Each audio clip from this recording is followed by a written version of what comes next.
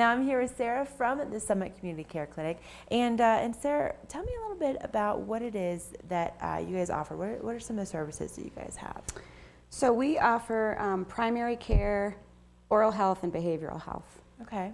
So how do you, getting into the clinic, is it something where it's just completely free? You walk in the door, you have to make appointments? How does that work? That's a great question. So there's a couple entryways into the clinic.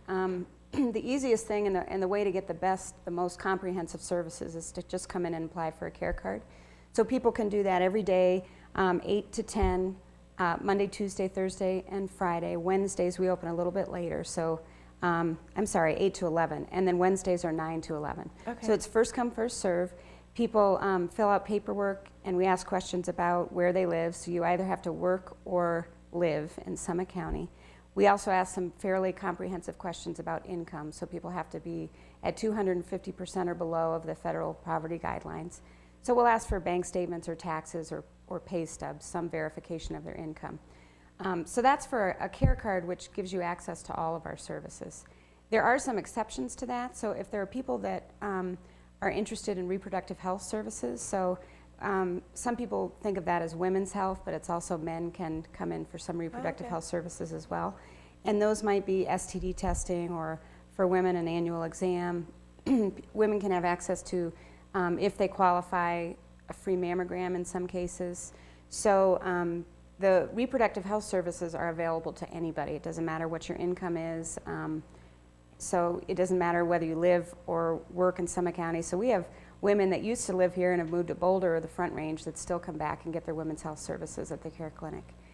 And then for dental, there are some exceptions. We have a higher fee code for dental because there's a lot of people who may have health insurance but don't have a dental component to that. Right. And so as a safety net, we want to make sure that they have access to oral health services. Additionally, for instance, if there are seniors who have Medicare, but they qualify in terms of our income qualifications, Medicare may not have, or they may not have supplemental insurance to cover dental. So there's a number of seniors that come in and take advantage, get a dental-only card is what we call it, and have access to our oral health services. Man, all right. So a lot of different options, and of course, some pretty incredible services that you guys do offer. And for special programs, what would you list under that category? So there's a number of programs that people have access to through state funding. Again, it's an eligibility process, so there's additional paperwork, which is probably the worst part about our clinic, is that because we have all these different funding sources and different funders require different information, there's a fair amount of paperwork that needs to be filled out. But a good example is the mammogram program. We also have a colonoscopy program through Colorado Colorectal Screening Program, so that we have a certain number of colonoscopies allocated to us if people meet income eligibility and some other requirements. For instance, people have to be lawfully present, those types of things in the community. So those are some special programs that not everybody qualifies for, but it's certainly worth asking about, because if you had to pay out of pocket for those services, it would be really burdensome, and they're very important screening tools to rule out cancer and other types of issues. And that's a pretty standard thing for people, probably middle age or so, right? That's right. It's a very 50 and over, it's really recommended that people get colonoscopies. And for women, there's been some debate about when they should start getting mammogram screenings. And at the clinic, typically women 40 and over are recommended to have a mammogram.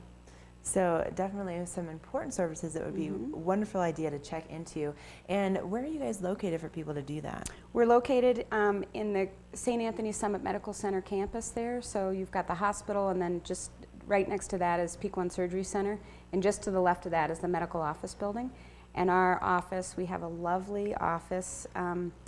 It's just in that medical office building on the bottom floor. There's a big blue sign out front, Summit Community Care Clinic. It's definitely a beautiful complex over there, and it was 2-3 years old now? Let's see, 2006, so it's actually been 4 years. Oh my gosh, yeah. Wow. But it's it's definitely one of those places where you go and you feel like, okay, I'm gonna get some great services here. It's very clean and pristine, and you definitely feel like people know exactly what they're doing in there. It's a lovely office, and anyone, whether you're eligible for services or not, if people would like to come by and have a tour and learn more about integrated care, which is one of the pieces we're most proud of, is the behavioral health infused into the primary care setting, I would be happy to give them a tour. And if people would like to get in touch with you, or maybe they just want to kind of peruse a little bit and find out a little bit more before they actually make that step. So listed on the bottom of the screen is our website, www.summitclinic.org.